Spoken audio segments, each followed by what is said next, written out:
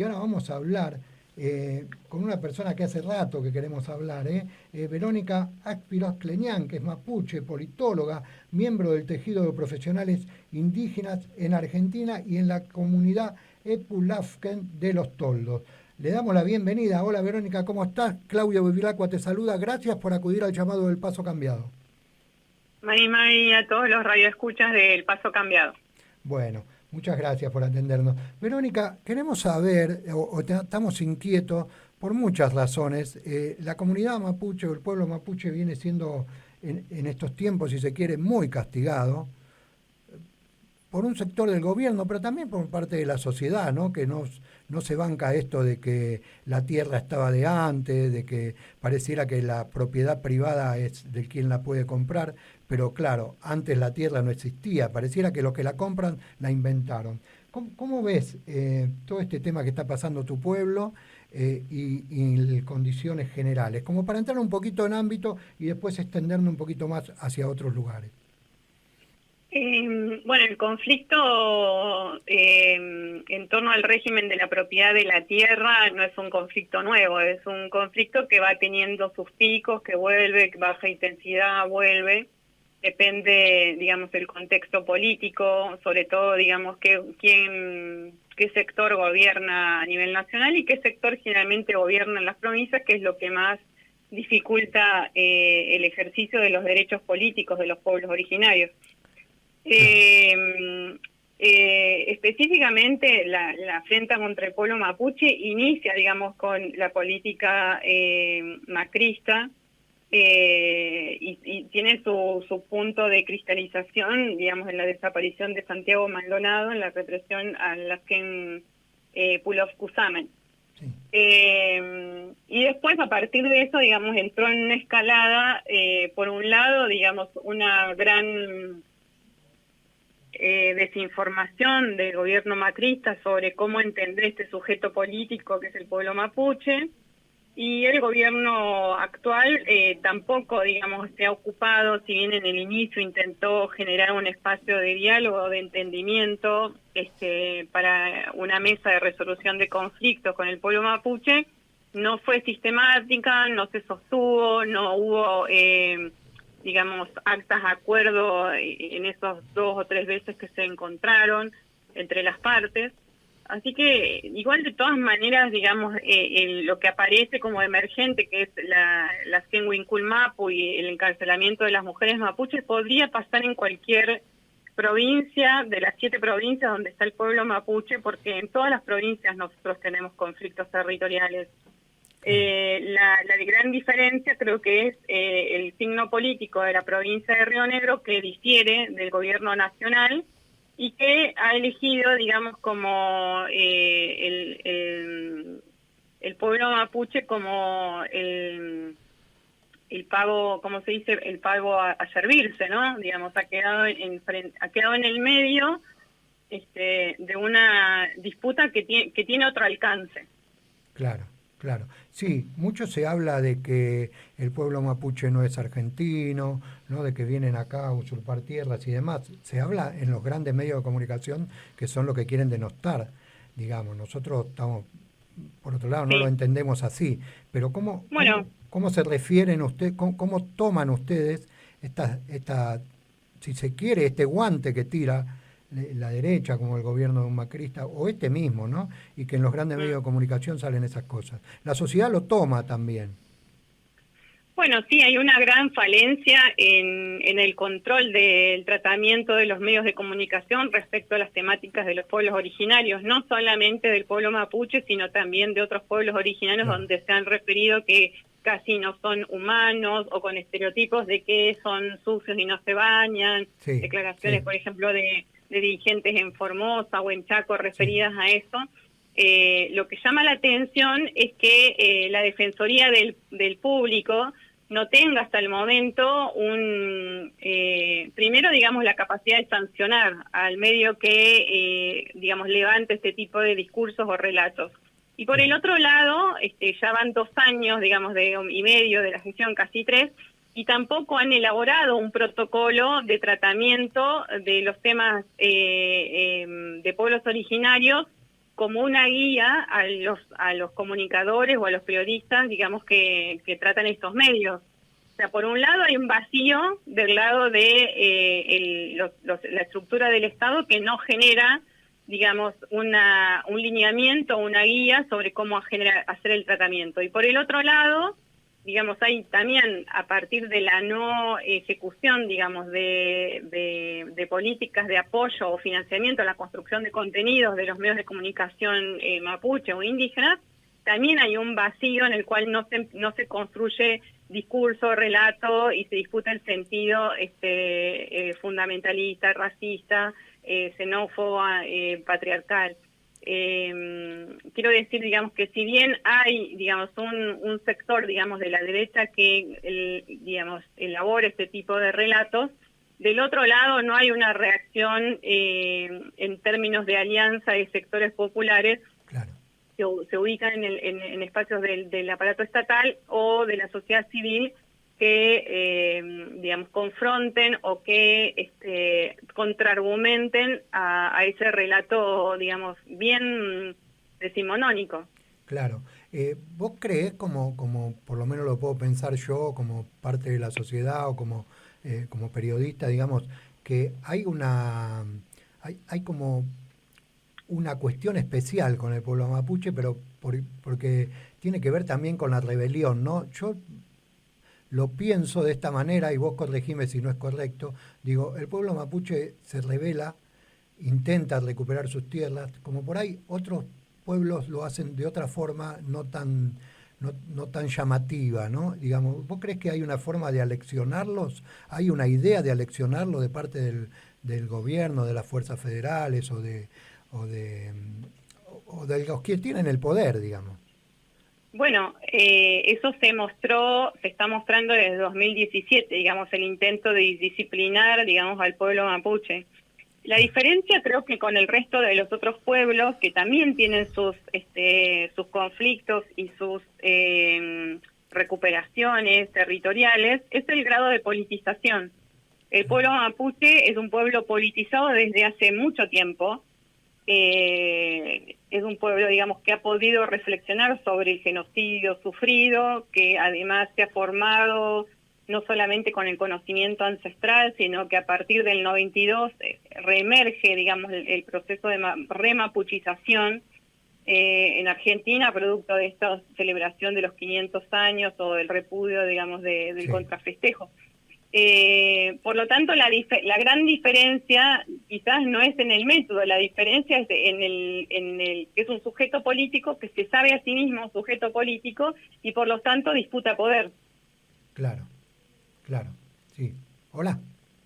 Sí. Ah, pensé que se nos había cortado. Claro, y en la disputa del poder está esta cuestión de aleccionar más agresivamente, ¿no? Claro, porque en definitiva lo que se pone en evidencia cuando sale, digamos, la derecha a hablar de que la propiedad privada sería una especie de Dios y del otro lado nosotros salimos a plantear un régimen de propiedad comunitaria indígena que está establecido en el Código 14 y 18 del Código Civil, digamos, se confronta, digamos, ese discurso en nombre de la propiedad privada a aquellos territorios que están extranjerizados, o sea, donde hay grandes extensiones de tierras privadas que ni siquiera son de propiedad argentina. Entonces lo que se está poniendo en evidencia es que eso que llaman soberanía política argentina está en el nivel del discurso, porque a nivel de, digamos, las políticas concretas y del dominio territorial, el Estado argentino no domina ese territorio. Y puedo decir el caso el más conocido, que es el del Lago Escondido con Lewis, o podría decir, digamos, el territorio que hay en Chubut, digamos, de apropiación de Benetton, digamos, con lo que significó la pérdida de ese territorio para el pueblo mapuche, o podría nombrar que el 70% de las tierras de Misiones también están extranjerizadas. El tema ahí es, digamos, que la voz guaraní o la voz media guaraní no está a tal grado politizada de poner en jaque, digamos, la legitimidad de un gobierno provincial. Claro, sí, totalmente, ¿no? Sin entrar en el detalle de parte de la cordillera que está vendida, quién sabe a quiénes, jeques árabes, cataríes y todos esos, ¿no? Que ya sabemos que todo está vendido ahí y entregado. El gobierno nacional nunca da cuenta de esas cosas. Alguien tendría que explicar por qué un tipo como Lewin o Benetton tienen las propiedades que tienen en Argentina, alguien tendría que dar la cara y decir, che, se la vendimos nosotros, se la regalamos, no sé, algo. Alguien tendría que dar una explicación al respecto. Yo tengo sentado acá al lado mío un compañero de trabajo, Claudio Gallo, que cuando arrancamos la nota no estaba porque se había ido un ratito, y por ahí tiene alguna pregunta para hacerte, Verónica. Hola, Sí, Verónica, ¿cómo estás? Muy bien. Mira, yo tengo la impresión, no sé si será compartida por vos o por las compañeras o compañeros, pero a mí me da la impresión de que cuando el señor Aníbal Fernández, al frente de su patota de bestias, se llevó detenidas a las compañeras, es como que se cruzó un límite, ¿no? Como que hasta ahí la brutalidad era una brutalidad más o menos normal, pero como que ha escalado. ¿Ustedes sienten algo parecido o es solamente una impresión mía? No, se corrieron todos los límites, digamos, en el proceso de traslado de las presas al penal de Seiza, que además hasta llegar a Seiza pasaron por 2 comisarías, destacamentos policiales, violando todas las garantías constitucionales del derecho a la defensa.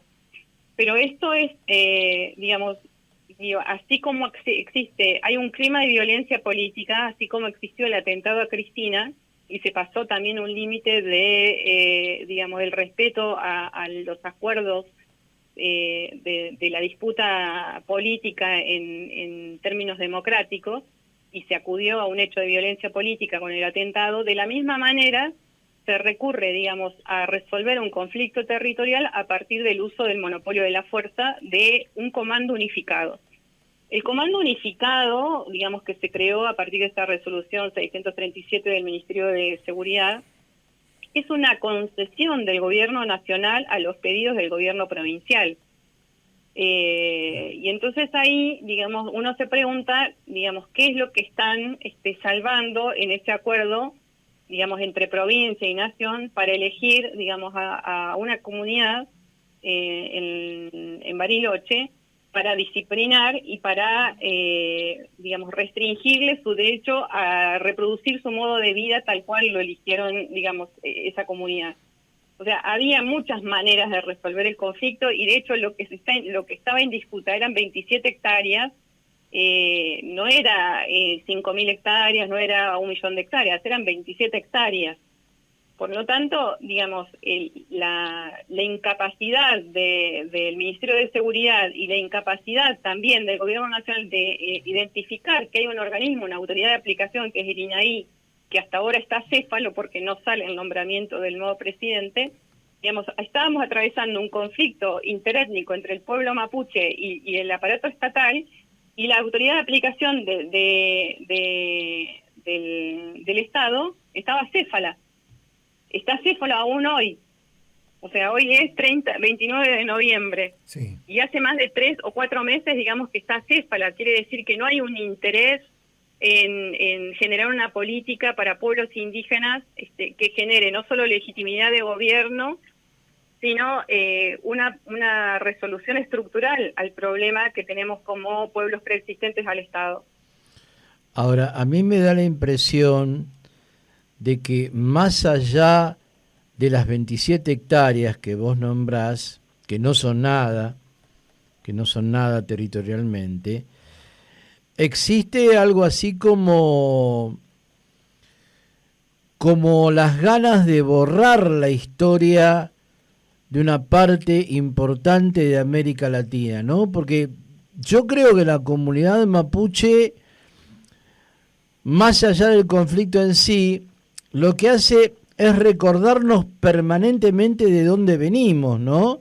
Y quiénes somos. Y eso es lo que las clases dominantes de la Argentina no quieren que recordemos, ¿no? Quieren que pensemos que nosotros descendemos de los barcos, ¿viste? De que acá no había nada, de que el colonialismo es lo mejor que nos puede haber pasado, ¿no? Me acuerdo, por ejemplo, de Mauricio Macri pidiéndole perdón al rey de España y cosas por el estilo. A mí me da esa impresión de que el trasfondo es, por una parte, una gran batalla económica por sacarse al pueblo mapuche de encima y poder dedicar las tierras al extractivismo o a lo que sea, y por otro lado una batalla cultural, ¿no? En donde la extranjerización sea la extranjerización de los ingleses, de los yanquis, del imperialismo, ¿no? Que para el establishment argentino no son extranjeros, son compañeros de ruta. Sí, no sé si compañeros de ruta, pero por lo menos en algunos lugares son socios. O son buenos inversores, ¿no? En el lenguaje que se le suele utilizar, digamos, en el relato político. Creo que por un lado está la disputa de modelo económico, que se traduce en qué tipo de producción, digamos, se va a sostener un capitalismo periférico como encarna de cualquier estado latinoamericano. Y por el otro lado, que el pueblo mapuche, digamos, a eso le opone dos cuestiones. Por un lado, digamos, un modelo de sociedad de amparo donde, digamos, la vida humana no vale más que un río, sino que, digamos, plantea la convivencia con todos los seres, digamos, de la naturaleza, y por eso plantea la reciprocidad y la no acumulación como valor, digamos, de estructura, de conformación de sociedad. Y por el otro lado, digamos, hace mucho ruido, digamos, que alguien que no es un privilegiado clase media alta, digamos, pueda discutir con los compañeros cuáles son los términos de la convivencia en un Estado democrático y qué, digamos, qué está permitido, digamos, en términos de derechos políticos y qué no está permitido, digamos, porque estos debates respecto a la nación mapuche y a la ciudadanía argentina es un tema, digamos, bien difícil para abordar dentro del peronismo o dentro del movimiento nacional y popular. Por lo tanto, no hay solamente un Estado, digamos, sin personas, sin ideologías, sin estructuras, digamos, militantes. Hay estructuras militantes donde el tema de la plurinacionalidad, de la autonomía política y de la nacionalidad son temas que todavía no son centrales en el debate político, y mucho menos, digamos, el modelo de desarrollo o el modelo de producción. Por lo tanto, cuando nosotros hacemos planteos políticos en términos de producción, de no solo de producción, sino también de distribución de riqueza, y ellos hablan de la apropiación de recursos naturales y de la generación de divisas, estamos hablando lenguajes diferentes.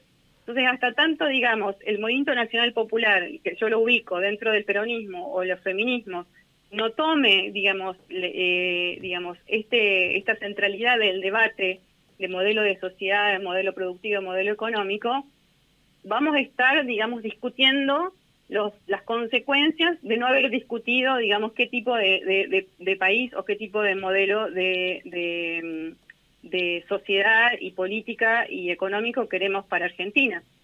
Entonces me parece que es un tema bien profundo, que no solamente tiene que ver, digamos, con el emergente, que es el encarcelamiento de las 4 lamien presas en Bariloche, sino que es lo que hay debajo de esa emergencia, ¿no? Abajo de ese iceberg que sale, hay una cosa mucho más profunda que en la sociedad argentina todavía no ocupa la centralidad. O sea, la centralidad, por decirlo mediática, ocupa los dimes y diretes del grupo que ideó el atentado a Cristina, o los furcios o los disparates que dice Milei, o en todo caso, digamos, algún otro tema de agenda que para nosotros es secundaria, pero eso es lo que ocupa el entretenimiento o el show, digamos, en los medios de comunicación. Entonces creo que hay que poder revisarse un poco para poder esto mismo que yo estoy haciendo con ustedes, poder poner enfrente a alguien que no piense como nosotros o que no piense parecido a nosotros y dialoguemos para ver qué cada uno propone, porque eso genera una superación, digamos, no solamente de posiciones antagónicas, sino también la posibilidad de respetarnos y además de buscar una solución común para un problema que nos afecta a todos. Claro, Verónica, yo tomo esto que vos decís, esto último que vos decís, que me parece que debe ser así, pero si lo tomo y lo pienso en los tiempos que corren y en la realidad, digo, es un trabajo de hormiga que nos va a llevar siglos modificarlo. Digo, y uno piensa a veces, como está insertado en este sistema tan cruel en el que vivimos, en el que se fabrican pobres todos los días, donde todos los días se muere gente de hambre, donde todos los días hay gente que no tiene dónde vivir. Digamos, ¿cómo cambiamos esta realidad si no fuera de esa manera? O sea, lo del diálogo a mí me parece sensacional, que nos sentemos con alguien que piensa diferente, a ver cuáles son las maneras que podemos hacerles ver de que están equivocados en su pensamiento, quizás o no, qué sé yo. Pero eso no puede llevar siglos, digo, y me parece que la solución debería ser demasiado más inmediata, por lo menos como lo veo yo. Digo, no quiero decir que tenga que ser así. ¿Vos cómo lo ves? Es que no encuentro otra manera de generarlo, digamos, no, traigo el conflicto a una realidad concreta que tenemos acá en mi comunidad. Nosotros vivimos en una comunidad rural y enfrente y al costado hay propietarios privados, pequeños chacareros que tienen soja y fumigan. Claro, claro. Entonces, la pregunta es, ¿cómo generamos en esos productores un modelo agroecológico, agrobiodiverso, para que, digamos, ellos, Sí. digamos, generen su economía a partir de su tarea o su oficio o su factor de productor, que es la tierra, y nosotros que hacemos otro tipo de producción también podamos vivir en el mismo espacio sin contaminarnos o sin ser fumigados por ellos? Entonces, de alguna manera nosotros hemos conversado con los vecinos y las vecinas de nuestro espacio para que vayan cambiando, Sí. pero eso no puede ser solamente un voluntarismo de quien padece el problema. Tiene que ser una política estatal que genere esos espacios, digamos, de entendimiento de dos intereses que confrontan. Por un lado, uno es el nuestro de sostener la salud y la producción agroecológica, Sí. y por el otro es la acumulación de bienes materiales o por lo menos de ganancia económica, donde la salud y el tipo de producción no ocupa una centralidad. Claro, está claro Bien. perdón que te interrumpa, está claro que este gobierno y el anterior por lo menos no lo van a Mm. hacer, no les interesa Sí. cambiar ese No sé, tipo yo de... no sería, sé que el gobierno macrista no le interesó y que quería profundizar. En este le faltó un año para terminar su gobierno. Creo que el peronismo se recicla constantemente y yo no podría decir que no tiene intención de resolver. Para resolver electoralmente va a intentar algún movimiento, no sabemos cuál será, pero creo que no los creo tan negacionistas de no entender que esto generó mucho ruido en la base electoral del Frente de Todos.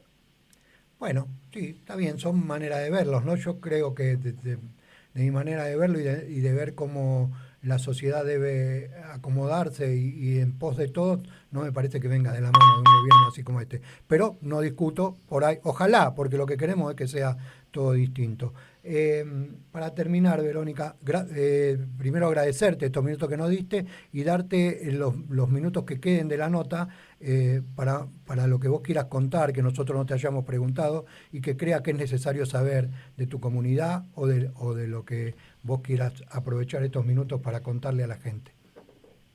Sí, básicamente lo que estamos proponiendo profesionales indígenas, que es la organización a la cual yo pertenezco, Sí. es salir de este conflicto territorial con una propuesta política que es realizar la consulta libre, previa e informada, que es implementar el convenio 169 de la Organización Internacional del Trabajo para redactar el proyecto de ley de régimen de propiedad de la tierra comunitaria que está establecido en el Código Civil y Comercial,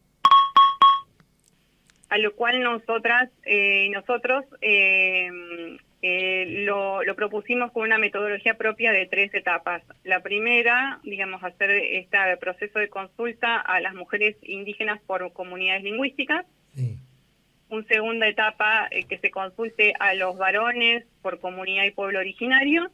Y en la última etapa, una votación nacional con toda la población indígena que esté estar en comunidades, que es el 70% de la población indígena en el país, a refrendar, digamos, en una consulta vinculante el texto que fue elaborado en estas dos instancias previas. Claro. Bueno, perfecto. Ojalá podamos lograrlo entre todos y todas, que eso se lleve adelante, ¿no? Te agradecemos muchísimo estos minutos que nos diste y por ahí el compromiso de volvernos a comunicar en algún momento para estar al tanto de todo lo que pasa con tu comunidad y con lo que pasa en general con los pueblos originarios.